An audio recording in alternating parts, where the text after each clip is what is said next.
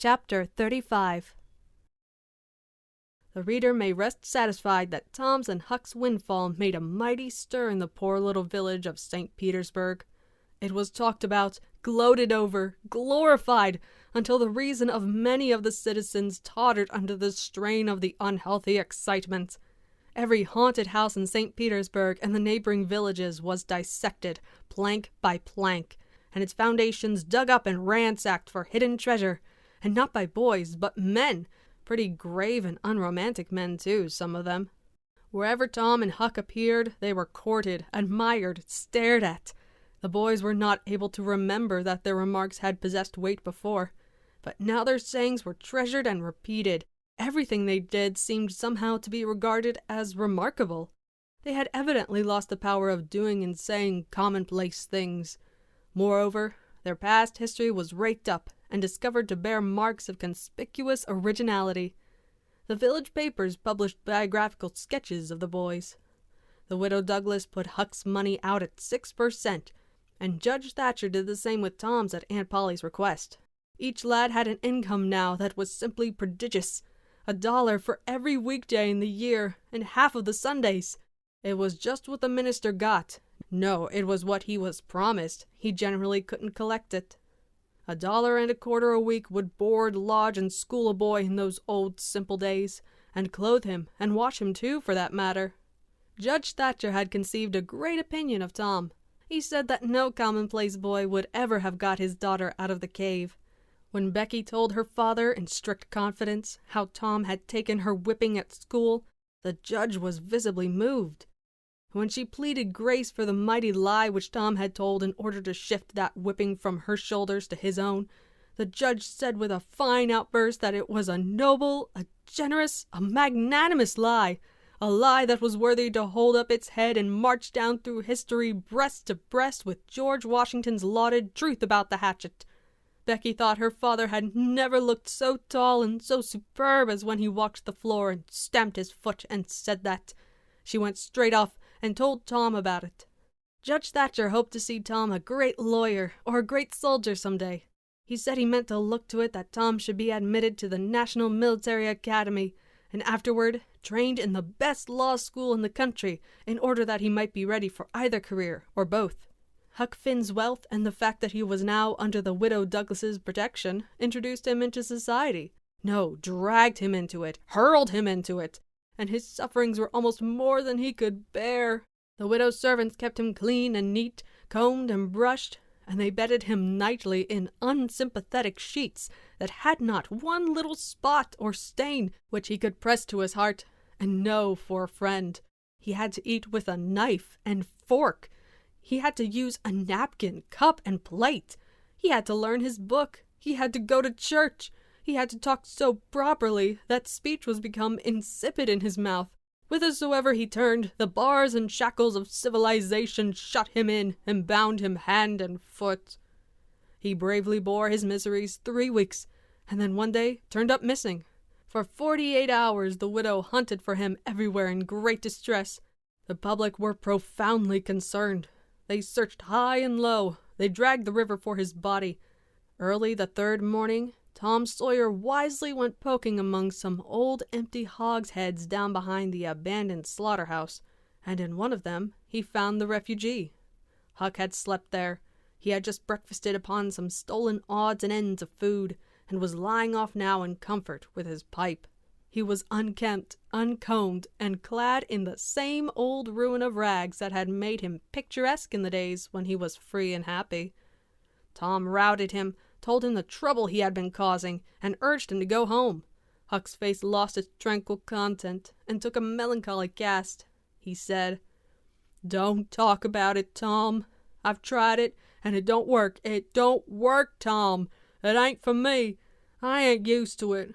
The widow's good to me and friendly, but I can't stand them ways.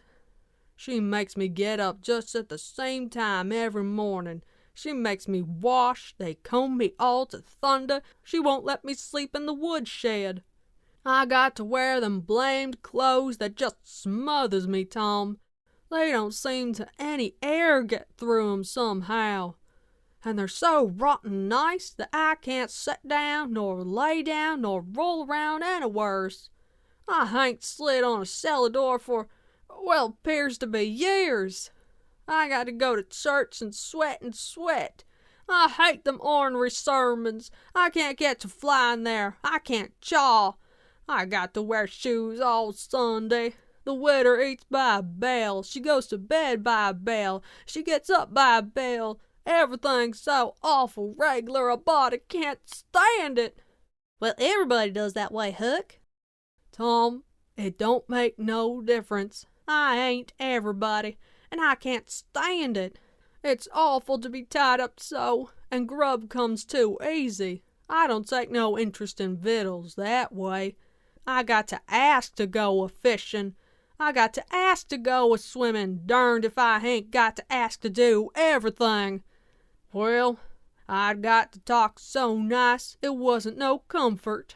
I'd got to go up in the attic and rip out a while every day to get a taste in my mouth, or I'd a died, Tom. The widder wouldn't let me smoke, and she wouldn't let me yell. She wouldn't let me gape, nor stretch, nor scratch before folks. Then, with a spasm of special irritation and injury, and Dad fetch it, she prayed all the time. I never see such a woman. I had to shove it, Tom. I just had to. And besides, that school's going to open, and I'd have had to go to it. Well, I wouldn't stand that, Tom. Looky here, Tom. Being rich ain't what it's cracked up to be. It's just worry and sweat and a wishing you was dead all the time.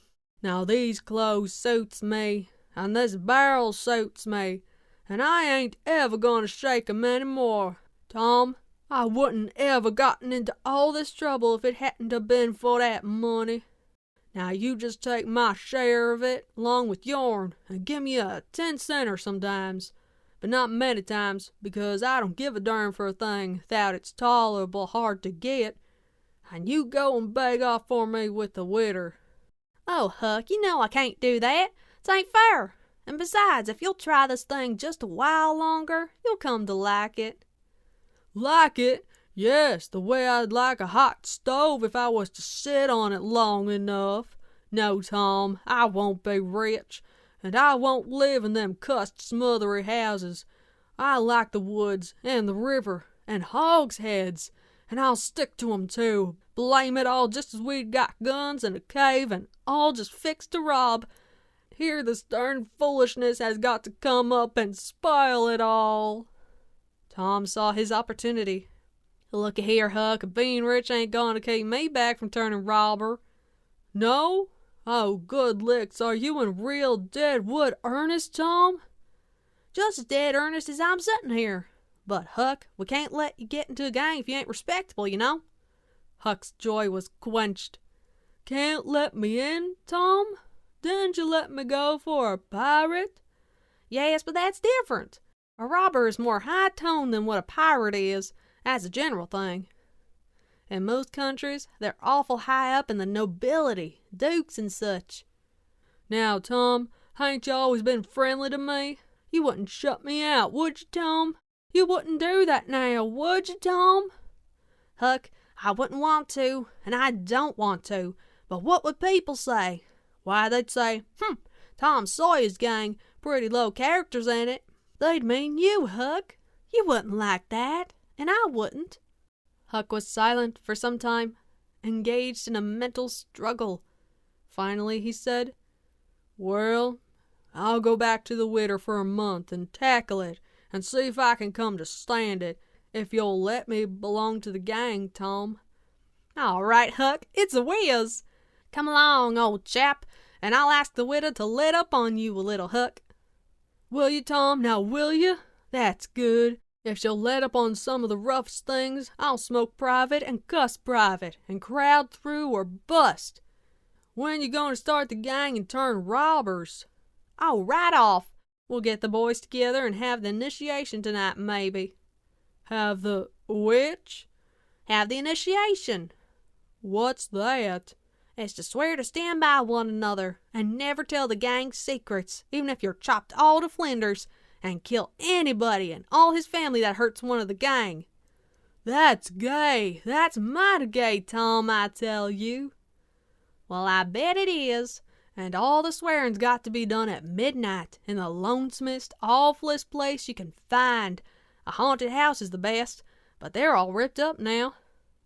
Well, midnight's good anyway, Tom. Yeah, so it is. And you've got to swear on a coffin and sign it with blood. Now that's something like. Why, it's 1,000,000 times bullier than pirating. I'll stick to the witter till I rot, Tom. And if I get to be a regular ripper of a robber, and everybody talking about it, I reckon she'll be proud she snaked me in out of the wet. Conclusion. So endeth this chronicle. It being strictly a history of a boy, it must stop here. The story could not go much further without becoming the history of a man. When one writes a novel about grown people, he knows exactly where to stop. That is, with a marriage. But when he writes of juveniles, he must stop where he best can. Most of the characters that perform in this book still live and are prosperous and happy. Someday, it may seem worthwhile to take up the story of the younger ones again and see what sort of men and women they turned out to be. Therefore, it will be wisest not to reveal any of that part of their lives at present. I hope you enjoyed Queen Bee Reads The Adventures of Tom Sawyer by Mark Twain. Thank you for stopping by. I hope you keep reading, and may each story be better than the last.